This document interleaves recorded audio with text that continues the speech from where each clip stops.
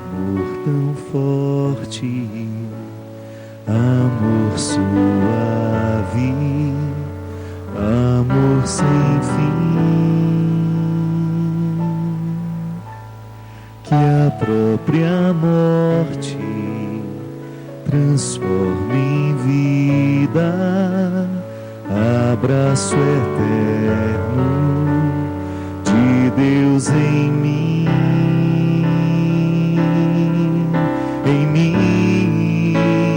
nem as torrentes das grandes águas conseguirão apagar esse amor, pois suas chamas são fogo ardente, mais do que a morte é tão forte esse amor. Nem as torrentes das grandes águas conseguirão apagar esse amor, pois suas chamas são fogo ardente, mais do que a morte é tão forte esse amor. De abraço esmagante, de ausência torturante, de noite e luz é feito esse amor, de dor incomparável, consolo inestimável, de vida e luz é feito esse amor.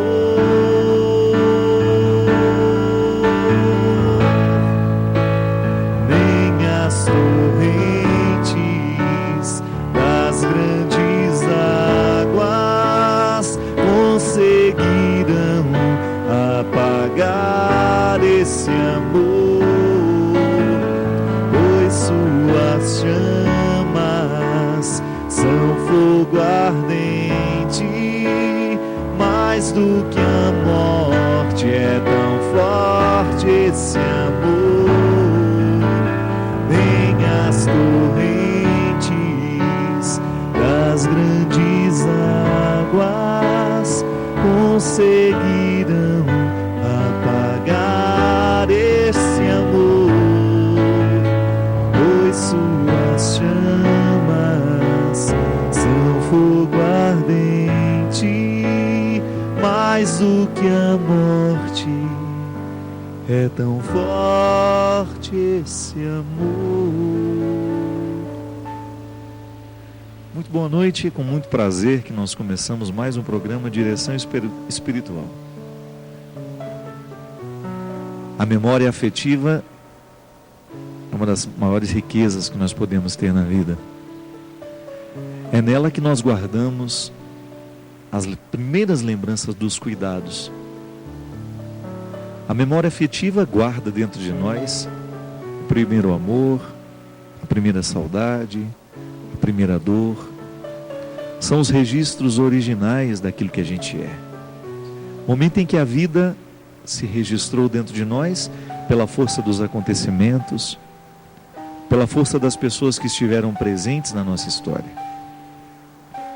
Eu gosto muito dessa música, composta pelo grande Nicodemos Costa, da comunidade Shalom de Fortaleza. Ele trabalha a partir de um salmo que fala justamente desta memória afetiva no coração do salmista.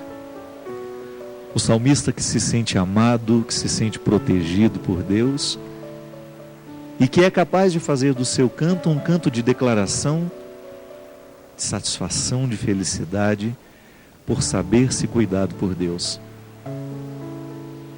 É a coragem que o salmista tem de reconhecer que não pode haver nada nesta vida que seja maior que o amor de Deus na sua história.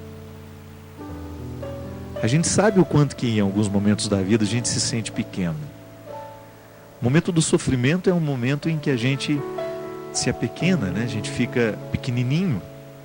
É como se ele tivesse o poder de ficar tão intenso, de nos colocar numa situação desfavorável, né? Não é assim que você se sente? A vida parece muito maior do que você. E a dor lhe faz sentir-se pequeno, sem muitas condições de agir.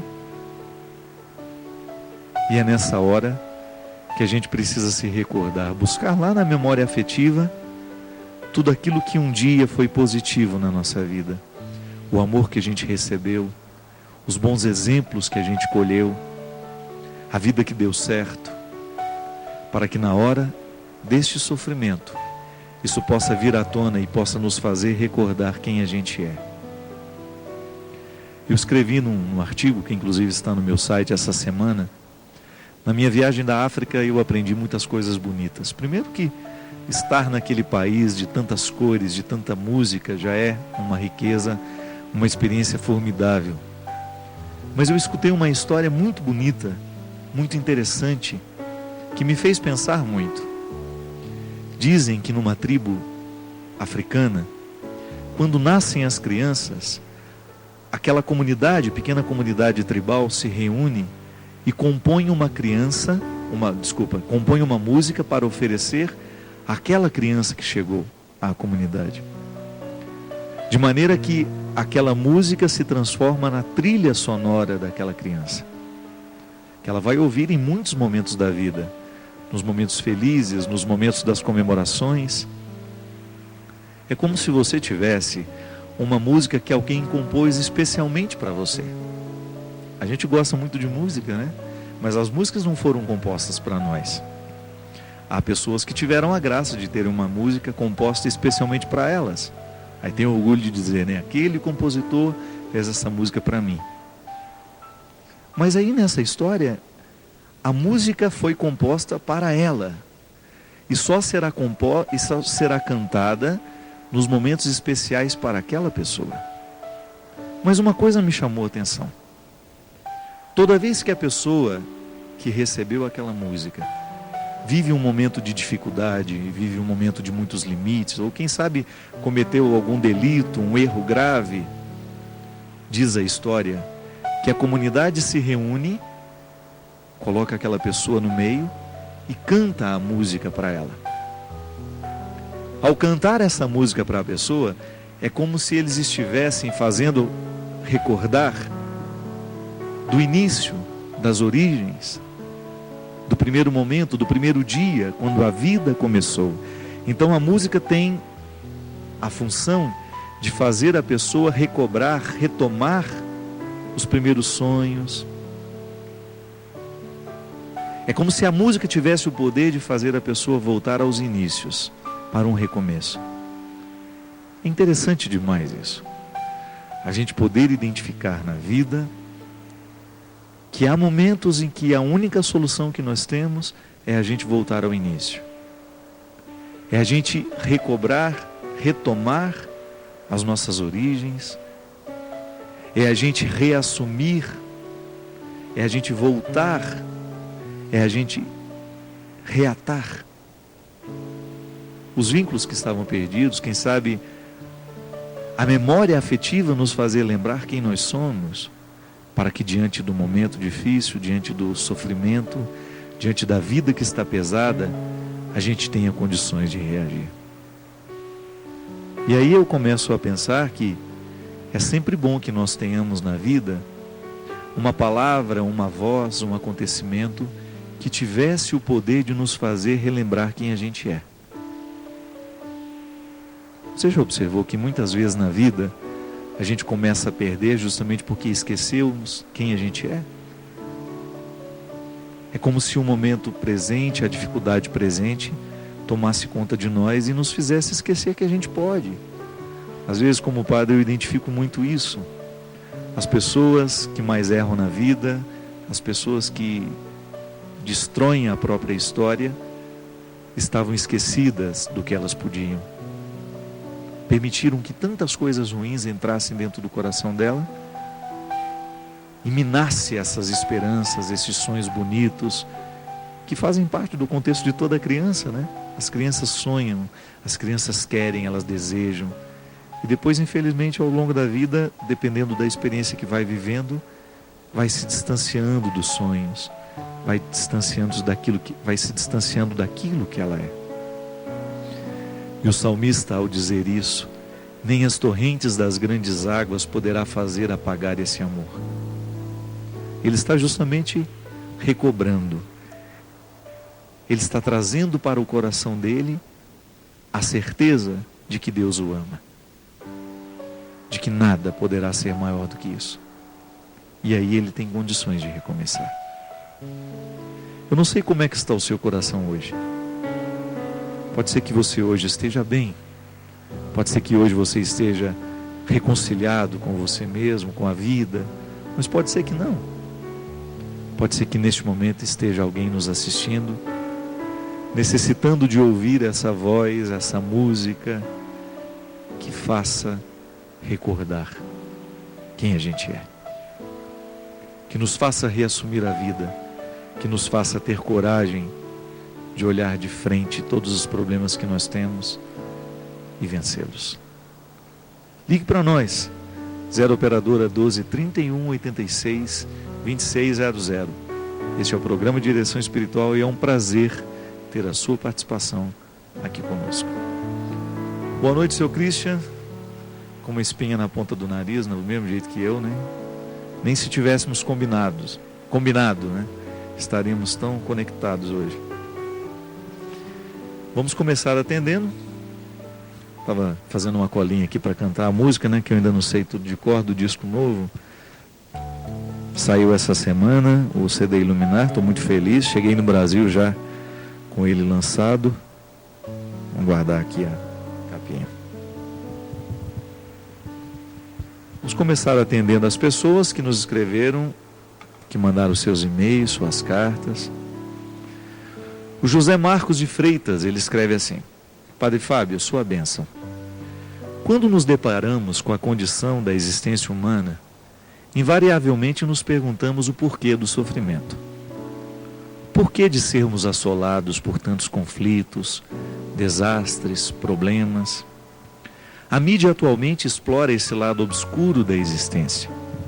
Desastres naturais, guerras, terrorismo, famílias desfeitas, gente morrendo pela fome, pessoas tentando sobreviver em condições totalmente indignas, pessoas em estado de profunda depressão, outros se refugiando em estados de aparente euforia. Diante desse quadro trágico da vida humana, alguns buscarão respostas, outros apenas se conformarão. Os mais céticos dirão que as coisas são assim mesmo, devido ao egoísmo humano, acrescentando que o sofrimento é a maior prova de que Deus não existe, de que Deus não é bom, pois se Deus existisse, Ele não permitiria o sofrimento. Padre Fábio, qual o significado do sofrimento nas nossas vidas? Gosto muito do programa do senhor e esperaria que o senhor me ajudasse a refletir sobre isso. Deus nos abençoe, um grande abraço. José Marcos, o sofrimento ele nasce, primeiramente a gente precisa fazer uma distinção, né? Quando a gente fala de sofrimento, nós estamos falando de um limite. Eu posso viver este limite na minha carne.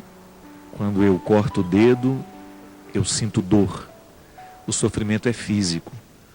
Quando eu quebro um osso, quando eu me corto, quando eu me machuco, eu vivo a experiência do sofrimento físico. Quando você está doente, quando a gente tem febre, né? Nós vemos o desconforto do corpo. Isso todos nós passamos o tempo todo. Nós somos frágeis, né? E porque meu corpo é frágil, eu preciso protegê-lo. Se eu tomo muito sol, eu corro risco de ter câncer de pele. Por quê? Porque eu sei que a minha pele tem um limite. Ela não pode sobreviver aos raios ultravioletas. Eu sou limitado. E quando esse limite é desrespeitado, o meu corpo sofre. E nós temos um outro tipo de sofrimento, que é um sofrimento espiritual, que nós também podemos chamar o sofrimento da mente, né? Quando eu fico preocupado com alguma coisa, quando eu perco a paz porque os problemas estão ao meu redor. O sofrimento espiritual, o sofrimento mental, psíquico, né? São desdobramentos de sofrimento. Às vezes eu encontro pessoas que sofrem muito porque estão sendo caluniadas, aí perdem o sono, perdem a qualidade de vida, vão vivendo processos depressivos, né? E você citou várias consequências, várias situações em que a gente identifica o sofrimento humano. Mas a gente precisa voltar e pensar naquilo que eu dizia no início. Eu sofro porque eu sou limitado. É verdade. Quando alguém morre na minha vida, eu sofro. Por quê? Por causa do limite da vida. O outro era limitado, ele é precário, né? Ele sofre de precariedade, ele é criado, tudo que é criatura morre, se encaminha para o fim. E no momento que esse fim acontece, eu tenho dificuldade de lidar. O outro precisou morrer, por quê? Porque era limitado. Chega um momento em que o corpo esgota, já não tem mais condições de continuar. O envelhecimento é assim, né? Nós vamos perdendo a vitalidade do corpo. E no momento que o outro morre, eu começo a enfrentar os meus limites. Eu vou sentir saudade dele, eu vou sentir a falta. Então veja bem, o sofrimento vai perpassar a vida humana o tempo todo, porque o limite faz parte do nosso estatuto. Onde você tem pessoa, lá você tem a experiência do limite.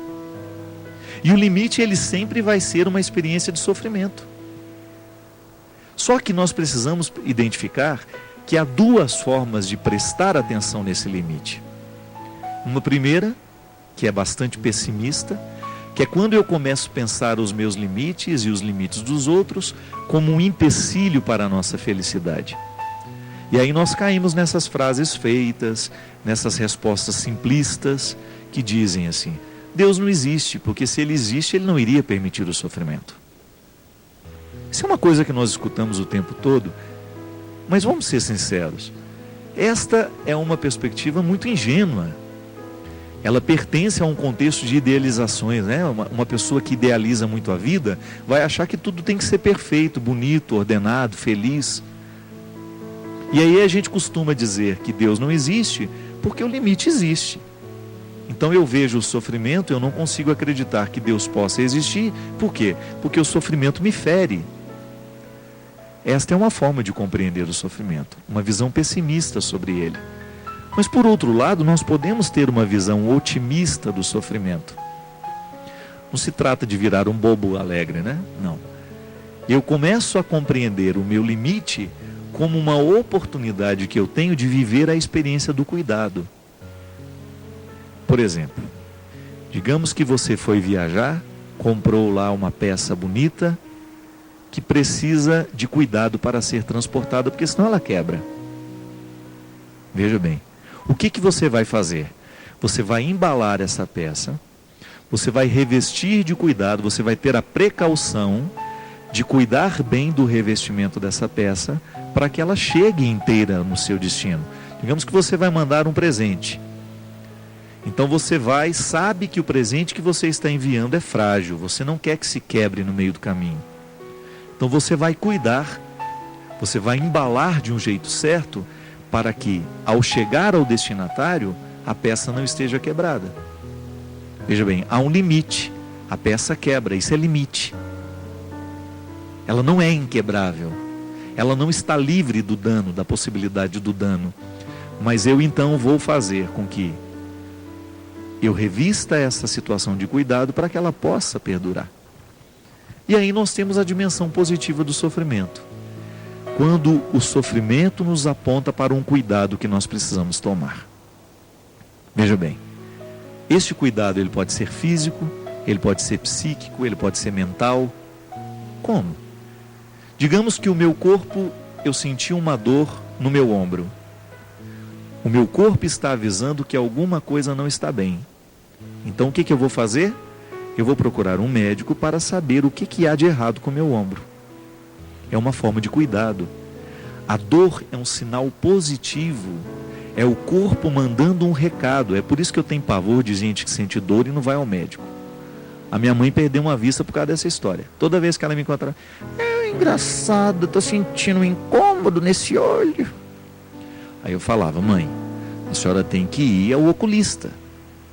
Passava um mês, encontrava a dona Ana, ela de novo. Fazia assim. Engraçado, não tô tá embaçado esse lado de cá. Aí eu falei para ela: mãe, eu não sou oculista, não adianta a senhora falar para mim. Gente, ela desobedeceu. Aí teve um dia que teve uma dor terrível, teve um estado nervoso lá, a confusão que acontece dentro de casa, né? Teve uma dor terrível naquele olho. Quando foi para o médico, já não podia fazer mais nada. Tinha sofrido um glaucoma. Então veja bem, o olho da dona Ana começou a dar sintomas.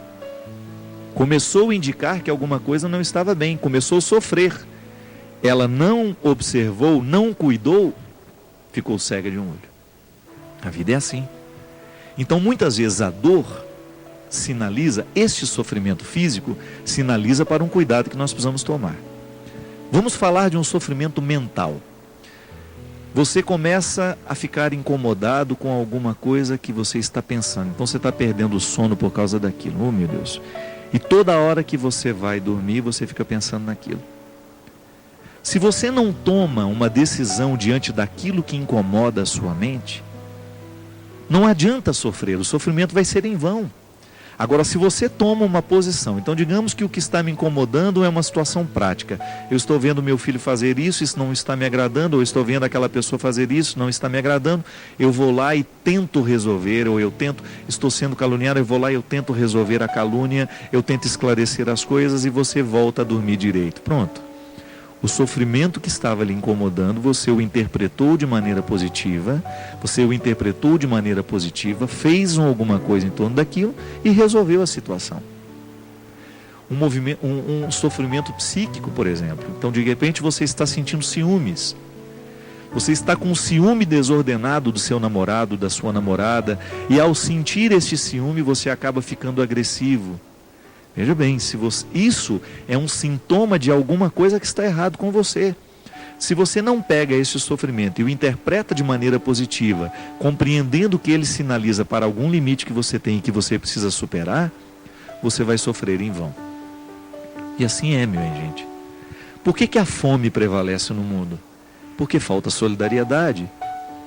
Falta gente que faça alguma coisa, que tome decisões.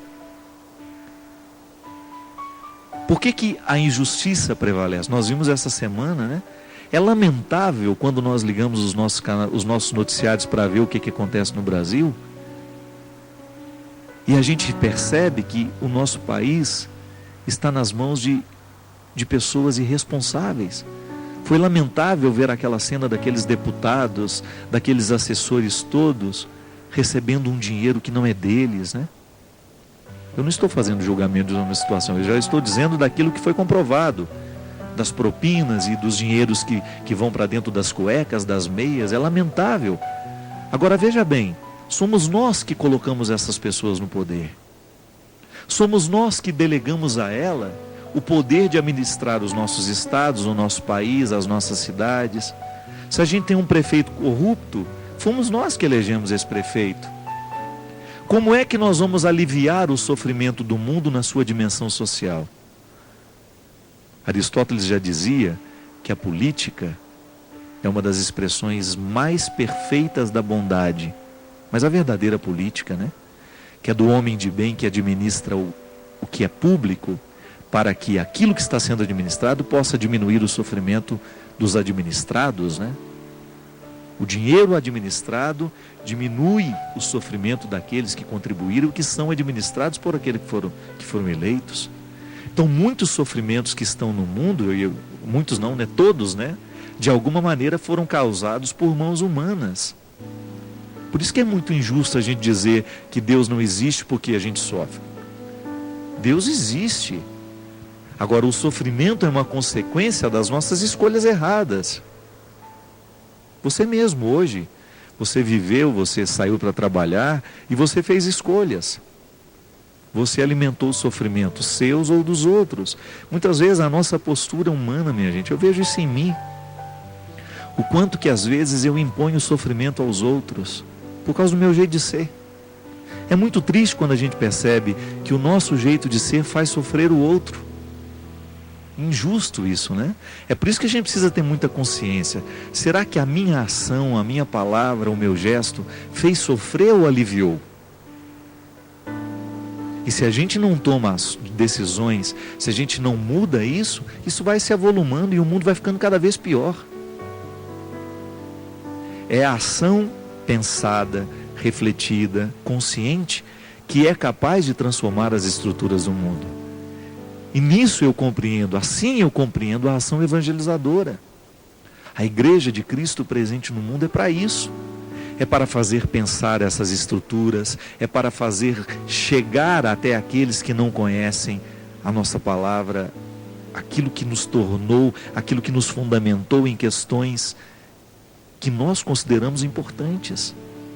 É aquilo que nos transformou o coração, né? Porque todo cristão, de alguma maneira, já teve o toque do Espírito. De alguma maneira, já teve contato com o conteúdo da palavra de Jesus, que liberta, que transforma, que salva, que alivia os sofrimentos. É muito incoerente, né, a gente pensar que tantas injustiças estejam acontecendo em países que se dizem cristãos. É impossível admitir que se aprove leis como o aborto, por exemplo. É intrinsecamente mal. Matar alguém é intrinsecamente mal. Não tem desculpas para isso. Outro dia eu recebi um e-mail, não sei se é verdade ou não, mas é tão verdadeiro o que foi dito ali. Dizem que uma mulher apareceu no consultório de um médico e disse para ele assim: doutor, eu estou apavorada, que eu estou com um filho de 9 meses e estou grávida de novo. E eu vim aqui que eu gostaria de fazer um aborto. E disse que o médico olhou para ela e falou assim: ótimo, sem problema, mas então vamos fazer o seguinte: ao invés de matar a criança que está no ventre, vamos matar o outro de 9 meses. Aí ela levou um susto, né? Como, doutor? O senhor está louco? Matar o meu filho? Aí ele olhou para ela e disse: minha filha, matar o que está no ventre é a mesma coisa, você vai matar um filho também. Choca, né? Choca quando nós olhamos nos olhos e falamos: então tá bom, não mate o que está no ventre, a gente mata o que está de fora. É apenas uma maneira de mostrar o absurdo que é o aborto. Minha gente, tudo isso vai tomando conta da nossa consciência, justamente porque falta passar por nós, falta tomar conta de nós, falta inundar o nosso coração e a nossa mente a mentalidade cristã, que com certeza é capaz de amenizar os sofrimentos do mundo. Porque quem tem Deus no coração vai pensar 2, 3, 4 vezes antes de fazer mal a alguém. Quem tem Deus no coração vai pensar 2, 3, 4 vezes antes de falar mal de alguém, antes de difamar, antes de esparramar coisas ruins. Quem tem Deus no coração vai pensar 2 vezes antes de enganar o outro. Então é esta experiência cristã que vai fazendo com que esse significado do sofrimento possa aparecer, mas não de maneira negativa, mas de maneira positiva. O sofrimento que está no outro está também em mim. Então a gente identifica que isso é fruto de um limite e nós agimos a partir deste limite para melhorar o mundo que nós vivemos. Nós vamos para um rápido intervalinho, você continua ligando, 0 operadora 12 31 86 2600. A gente volta já já.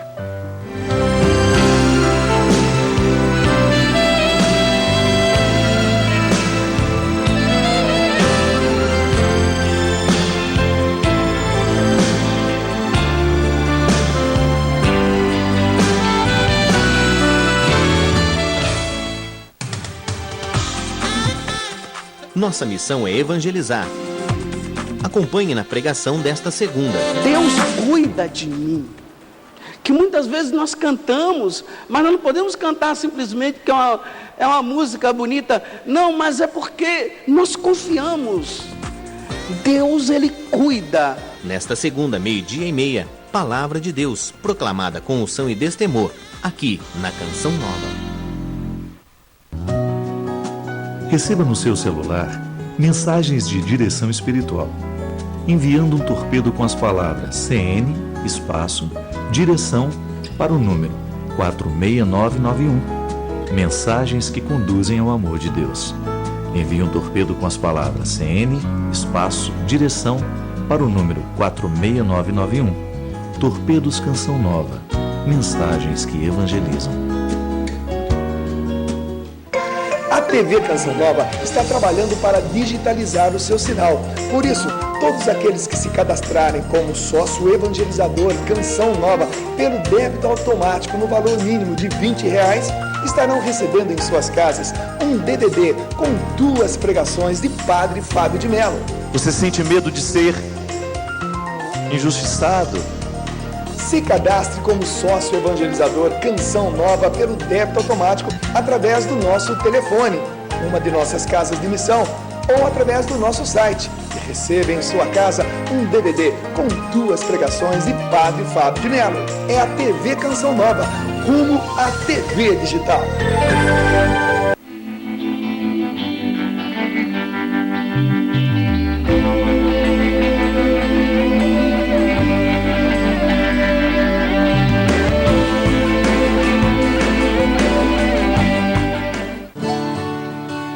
A Canção Nova tem a graça de publicar mais uma obra de Padre Léo, o livro Curados para Vencer a Batalha. O legado de Padre Léo continua vivo e atual. Nesse livro, ele nos mostra que o encontro com o Senhor pode curar nossas feridas. Adquira nas lojas Canção Nova ou em uma livraria perto de você. Produtos Canção Nova, presentes que transformam vidas. Assista, agora com mais rapidez. Compartilhe, evangelize. Comente e sinta-se parte do nosso conteúdo. É muito fácil. Agora você pode montar o seu próprio canal com seus vídeos favoritos, compartilhar o conteúdo, deixar seu comentário e muito mais. Acesse www.webtvcn.com.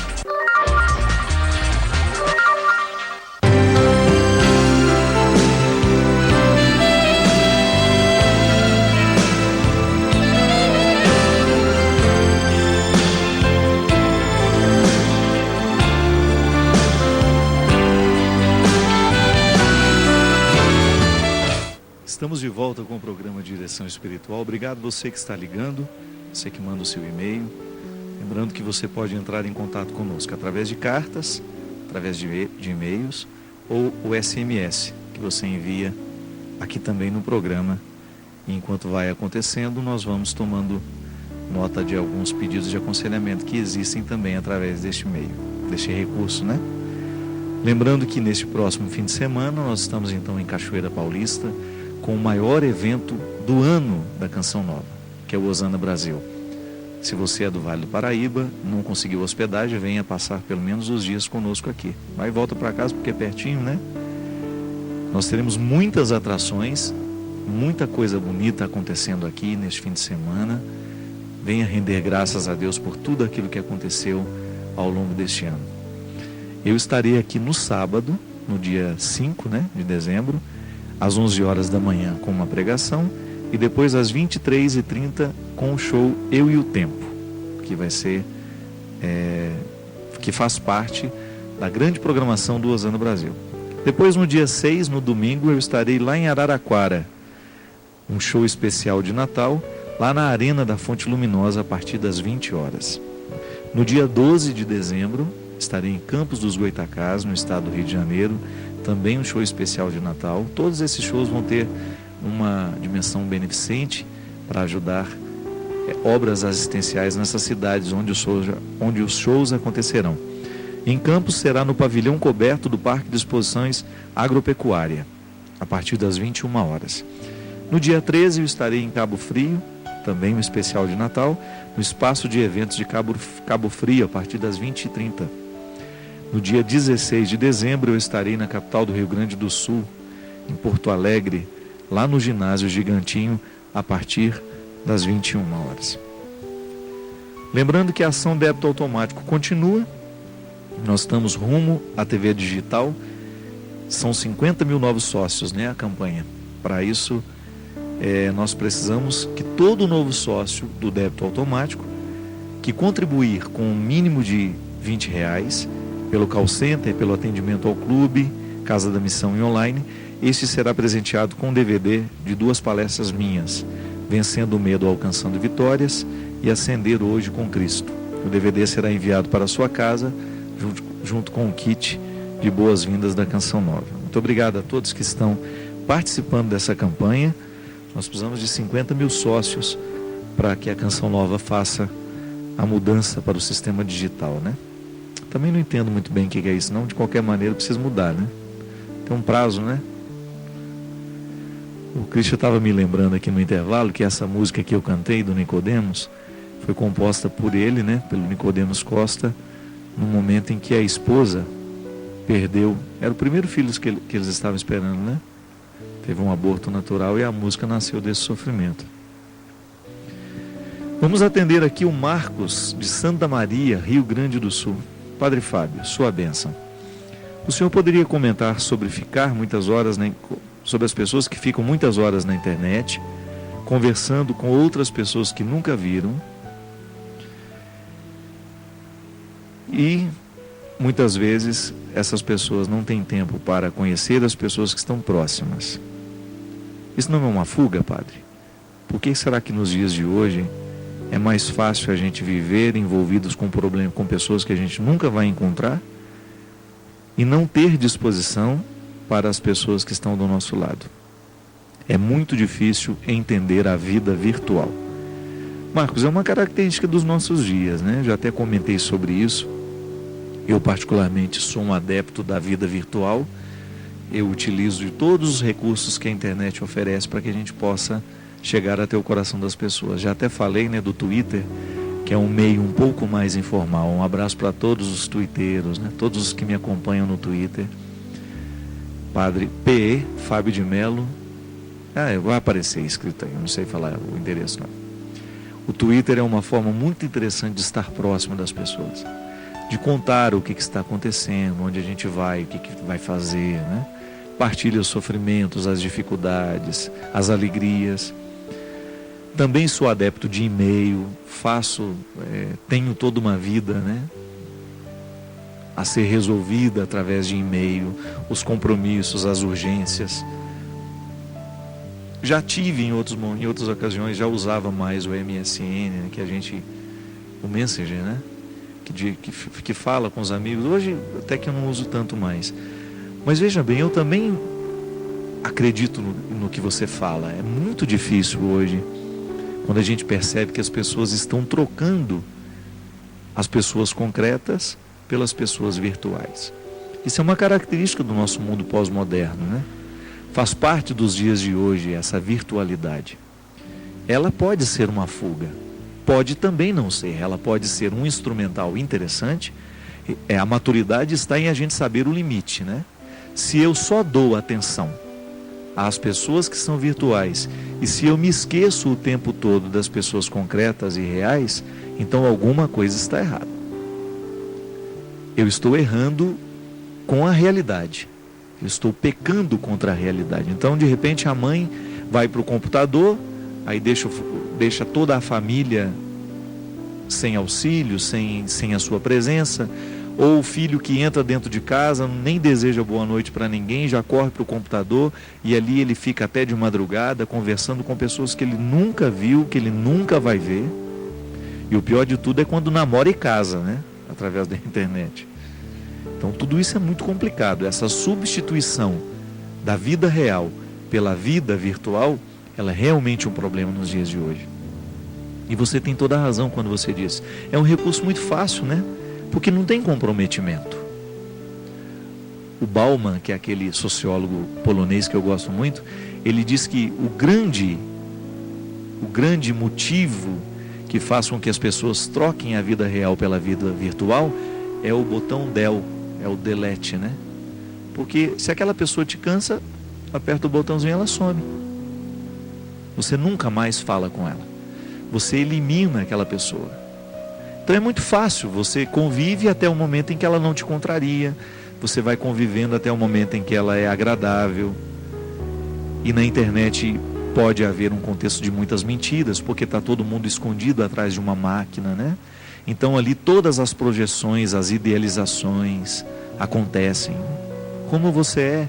Ah, eu sou linda, tenho 1,80 m, tenho os olhos verdes. Aí você vai ver uma nanica gordinha, né, do outro lado, né? Então a mulher que ela queria ser, ela conta mentira, né? Aí o outro, eu sou sarado, tenho 1,90 m, né? Um fiapo, né?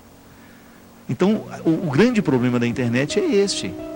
Ela pode fazer as pessoas se desprenderem de uma vida real e caírem no perigo de uma idealização infértil. Porque o ideal, ele só tem valor, ele só é justificado a partir do momento em que ele é uma meta para a gente alcançar. Então eu tenho um ideal de felicidade, de realização humana. O cristianismo, por exemplo, né, é um ideal. Eu quero ser assim. Mas eu costuro este ideal em realidades muito concretas. Eu ajo no meu dia a dia, no meu cotidiano, para que este ideal seja alcançado.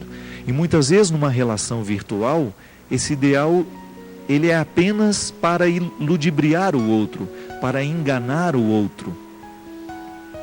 E o bonito da vida é você poder ser quem você é, né? Teve uma época que eu tive Orkut, mas é pavoroso. O Orkut é um lugar que, claro, tem muita gente legal, interessante, verdadeira, mas é muita mentira ali por trás daquelas fotografias, né? Por trás daquelas coisas. As pessoas se escondem muito, né? Então a gente precisa ter esse cuidado de estabelecer um limite. A internet tem que ser para nós um recurso, um meio, não pode ser o fim. Eu não posso passar o meu tempo todo na internet e me esquecer das realidades concretas que eu preciso cuidar. Então é esse ponto de equilíbrio que nós precisamos buscar. Isso é para mim, é para você, é para todos nós, porque é o grande desafio da pós-modernidade, minha gente. Pode observar, e vai ser cada vez mais assim.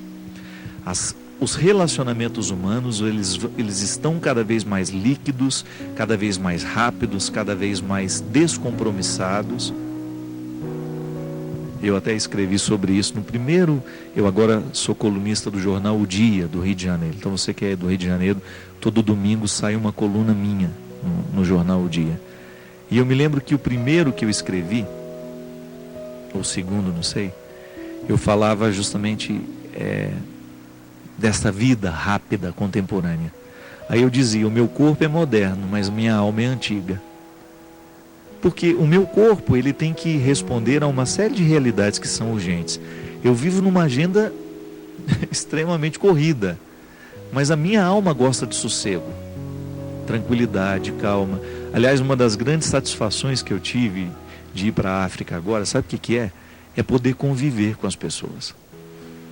Porque às vezes na pressa, no meu estilo de vida, eu quase não tenho mais tempo de conviver. Quando estou em Taubaté, estou envolvido com um monte de coisas que eu preciso fazer, que eu preciso dar conta, os livros que eu tenho que escrever, os artigos que eu tenho que escrever, os programas de rádio que eu tenho que gravar, o programa de televisão que eu tenho que fazer, a minha vida de padre, tudo aquilo que faz parte do meu contexto de padre. Então não é brincadeira dar conta de tudo isso. E às vezes no meu dia a dia eu me percebo assim, isolado, sozinho, sem muita gente por perto. E lá na África não. Na África, é claro, no primeiro dia todo mundo ainda fica meio assim comigo, né? Custa a me olhar com mais espontaneidade, com naturalidade, porque geralmente quem vai me conhece aqui do programa, tem um carinho por mim, me conhece da televisão. Mas depois que relaxa aquilo, né, que as máquinas fotográficas se acalmam e a gente começa a conviver, é uma riqueza, minha gente. Por quê? O mundo é real, o mundo é concreto, feito de pessoas. Você ter a oportunidade de ouvir uma história, você ter a oportunidade de conhecer alguém com um pouco mais de profundidade, alguém que você só via o rosto, que você só conhecia um trechinho da história. E não é formalizar, vamos sentar agora, vamos conversar. Não, é o dia a dia que é capaz de nos revelar, né? Pessoas interessantíssimas, que às vezes estão escondidas aqui do nosso lado e a gente não teve tempo de cultivá-las. É lamentável quando a gente percebe que na correria que a gente vive, na pressa dos nossos dias, nós não estamos tendo tempo de descobrir as pessoas. Essa semana eu falava com um médico meu, né? E eu dizia para ele isso. A gente comentava dessa dificuldade. Qual que é a grande riqueza que nós podemos ter na vida? É um cotidiano fértil. É quando a gente começa a perceber que no nosso cotidiano existem experiências que nos enriquecem. E a gente é que vai criar essas experiências. A gente é que escolhe o que a gente traz para nós. Então, de repente, eu escolho, vou ler um livro, né? Essa semana vou me dedicar a esse livro. Nos meus momentos ali de folga, eu vou tirar ali meia hora por dia para fazer a leitura de um romance, de um livro, de uma leitura que possa me ajudar. Fazer essa escolha, eu quero uma leitura que venha enriquecer o meu cotidiano. Isso é maravilhoso. Eu vou ter a oportunidade de conviver um pouco mais com aquela pessoa. Eu vou enriquecer o meu cotidiano com pessoas que vão me agregar. Eu vou fazer um curso. Eu vou ter uma aula. Tudo isso faz parte da vida concreta. E que a virtualidade muitas vezes não nos permite. Às vezes, gente, existem pessoas que passam 1 ano, 2 sem terem lido um livro sequer. Mas passa 3, 4 horas na internet conversando nos sites de relacionamentos, né? Pelo amor de Deus, que pobreza! Tanta coisa boa a gente poderia fazer e a gente fica enfiado ali dentro, só naquele computador, não. Volto a dizer, a internet tem valores, é importante você ter essa conexão com o mundo. É bom demais entrar lá no Twitter, encontrar as pessoas, dar notícia, receber notícias. Mas é bom demais também a gente sentar, encontrar os amigos, sair para conversar, ir a um teatro, né? Assistir um bom filme, trazer alguma coisa para a nossa vida que quebre o nosso cotidiano e que o enriqueça. Quebra aquela rotina chata muitas vezes, né? Um bom livro pode quebrar a rotina, um bom filme pode quebrar a rotina, uma boa conversa pode quebrar a rotina. E é isso que nós precisamos. Vamos manter a nossa vida virtual, mas vamos ter um cuidado para que essa vida virtual não venha sufocar a vida real. A Thaís de São Paulo escreve assim: Padre Fábio, conheci um rapaz pela internet há 6 meses atrás. Ele é uma ótima pessoa, passando por alguns momentos juntos, só que um dia desses ele me disse que não daria para ficarmos juntos porque ele tem uma esperança de voltar com a ex-namorada dele. Só que até hoje ele está só. Fiquei muito triste porque me apaixonei por ele e não sei o que fazer. Pode parecer uma coisa meio boba, mas isso está me magoando muito. Tenho muita fé em Deus e o meu coração diz para não desistir dele. Sinto que temos uma ligação muito forte. Eu sinto quando ele está triste, chateado, quando está confusa. Não, mas eu estou muito confusa. Já coloquei em oração, mas estou impaciente e ansiosa. Será que estou duvidando do poder de Deus? O que será essa ligação forte que sinto por ele? Não sei, minha filha. Pode ser amor de verdade, como pode ser também uma idealização. É muito difícil dar um conselho a partir de informações que são muito poucas, né? Perto do... O que você precisa ter clareza? Faça essa distinção. O que você ama neste rapaz? O que atrai tanto em você neste rapaz? É o que ele é ou que é o que você imaginou que ele é? A internet tem esse perigo. A gente pode se apaixonar por pessoas que não existem. A gente pode se interessar por pessoas que não existem. Então, o que vai fazer você ter essa certeza é a convivência com ele. E agora, se ele diz para você que ele não quer, eu acho um pouco complicado você ficar insistindo com uma pessoa que não quer namorar você. Não é verdade? Agora, se você vê nele um valor e acha que vale a pena lutar, estabeleça um tempo, uma meta. O ser humano precisa de tempo, precisa colocar no tempo. Vou tentar isso, vou tentar encaminhar até tal dia. Passou aquele dia, não aconteceu, comece de novo. Encaminhe a sua vida de outra forma. Porque senão você vai ficar patinando no mesmo lugar e você não vai chegar a lugar nenhum. E relacionamento é assim. Você tem que ter consciência de que você não pode ficar esperando por uma idealização que você fez. A pessoa é concreta e você tem que se aproximar dessa pessoa e conhecê-la. Se achar que vale a pena, se tem jeito, vai ser bom. Se não, parte para uma outra oportunidade que você vai sofrer menos. Melhor cortar o mal pela raiz, né? Às vezes sim. Padre Fábio, quem escreve é Adilis Bastian, de Barra Velha, Joinville. Rua Barra Velha, lá de Joinville, Floresta, o bairro. No último dia 24, eu perdi 2 pessoas da minha família. Meu filho e minha mãe. Meu filho, com 35 anos, contraiu leptospirose e em menos de 5 dias, ele veio a óbito. Minha mãe, que já tinha problemas de saúde, não suportou o sofrimento dele e também faleceu. Estive conversando com uma evangélica e ela me falou que o fato de os 2 serem levados no mesmo dia era um sinal de provação para mim. O que o senhor acha? O que o senhor me diria? Minha filha, depende do que você entende por provação, né? Aqui está me dando a impressão de que você está compreendendo que Deus lhe castigou por alguma coisa, né? Que Deus está lhe provando. Não. A vida aconteceu assim, é trágico, é difícil demais. E também não adianta ficar sabendo muita coisa. Acho que é muito mais interessante agora você deixar o seu coração sofrer o que tem que sofrer. Não é fácil enfrentar uma situação assim. Não é fácil você ver partir 2 pessoas que você ama no mesmo acontecimento, né? Agora, você pode fortalecer o seu coração na certeza de que Deus está com você. Provação, o que é essa provação? O que isso pode lhe ensinar? Castigo não, pelo amor de Deus. Deus não vai castigar ninguém por nada. A gente enfrenta as consequências das próprias escolhas que a gente faz. Depois da eternidade, a parousia, o julgamento final é outra coisa, não entra aqui nesse caso.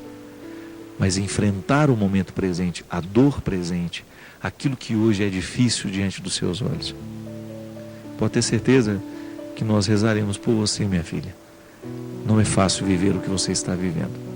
Não é fácil perder as pessoas que a gente ama, por causa de um limite que a gente tem. Ninguém quer ver ir embora aquele que a gente ama. Não é verdade?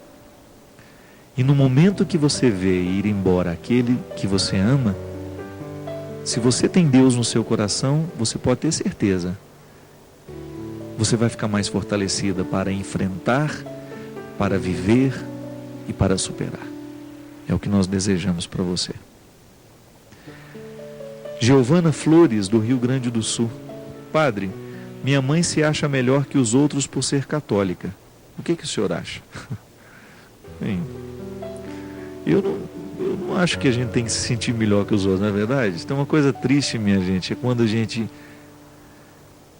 se depara com uma pessoa que se sente muito melhor que as outras, né? Eu acho que o processo tem que ser contrário, né? Eu acho que quanto mais a gente mergulha em Deus, maior tem que ser a consciência dos nossos limites, dos nossos erros. Deus nos humaniza. A religião, a verdadeira religião, é aquela que nos faz compreender que o nosso erro, que o nosso limite, só serve para nos ajudar a compreender o outro que é limitado também, que o outro também que sofre de erros, de limites, né? É Deus, pela experiência da misericórdia, me resgatando o tempo todo, porque eu sou o tempo todo filho da graça. A graça de Deus me resgata o tempo todo, Ele me recupera, né? Ele me faz ser novo de novo. Então, como é que eu vou me sentir melhor do que o outro, se eu sou necessitado o tempo todo dessa graça? Eu particularmente tenho muito medo disso, porque eu acho que isso não evangeliza ninguém. Eu me sentir melhor que o outro por causa da religião que eu professo. Eu achar que eu tenho mais importância para Deus, que Deus gosta mais de mim do que de você. Então é complicado isso.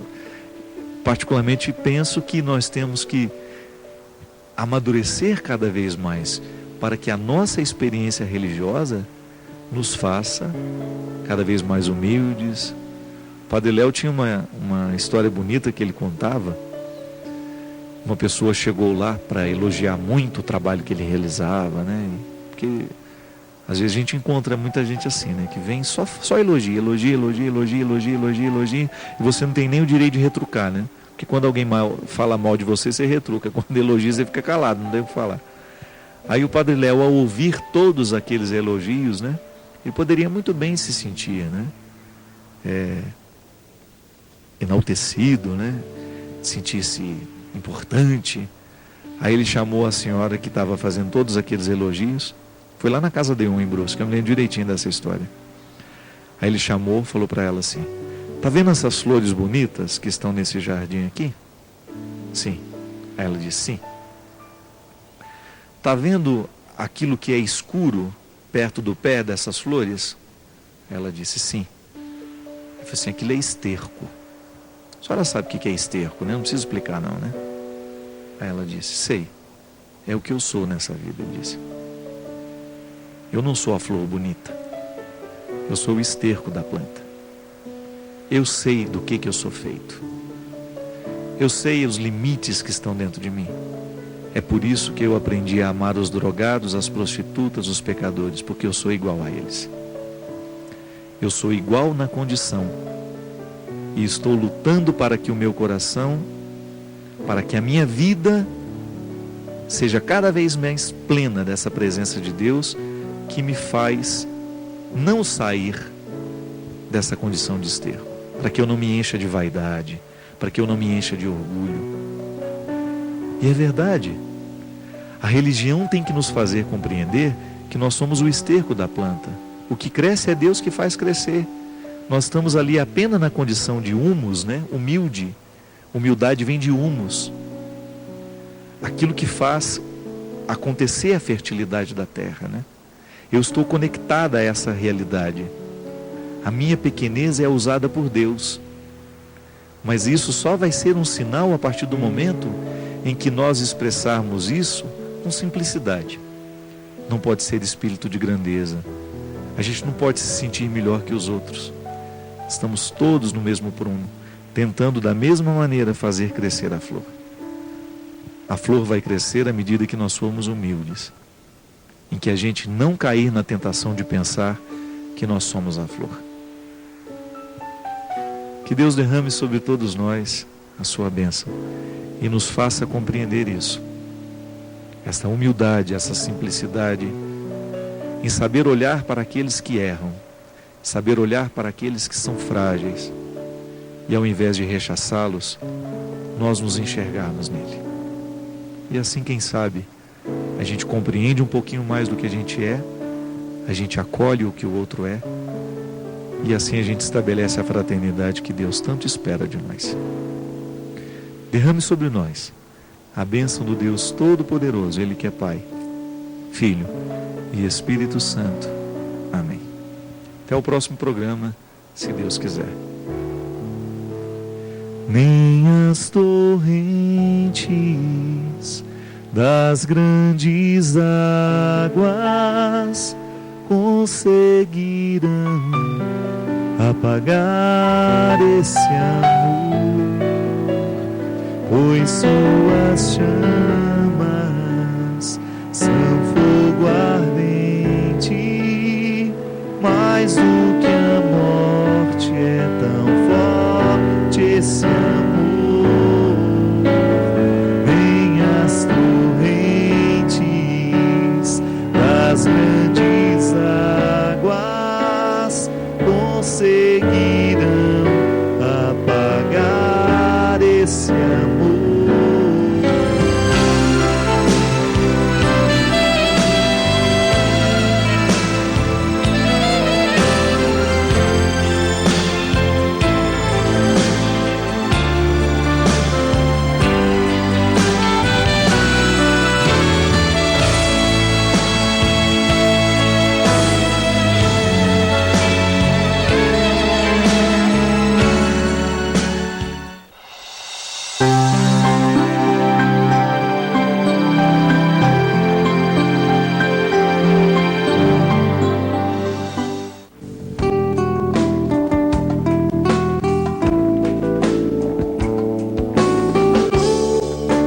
livro Comece Bem o Seu Dia, de Luzia Santiago, reúne mensagens de temas variados, capazes de iluminar o nosso dia e nos entusiasmar a seguir adiante.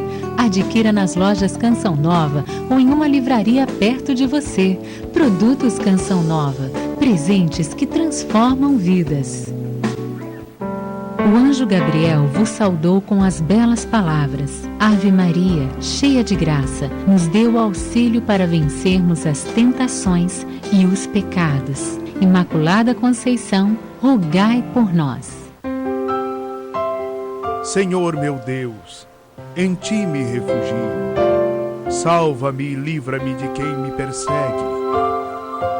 Salmo 7, versículo 2. Atenção! Quero apresentar a você o projeto Evangelizador Peregrino, que é mais um fruto da parceria entre a Obra de Maria e Canção Nova. Agora, o Evangelizador Porta a Porta pode ampliar seu campo de missão. Faça o seu cadastro e passe a ser um dos nossos representantes, divulgando e promovendo visitas aos lugares santos, sempre pela Obra de Maria. Lembrando que só pode fazer parte do projeto Evangelizador Peregrino o representante Porta a Porta. Ligue 12 31 86 20 55 ou acesse blog.cançãonova.com/evangelizador peregrino. Evangelizador Peregrino, sua missão não tem fronteiras. TV Canção Nova, 20 anos, um programa de vida. Programa livre para todos os públicos.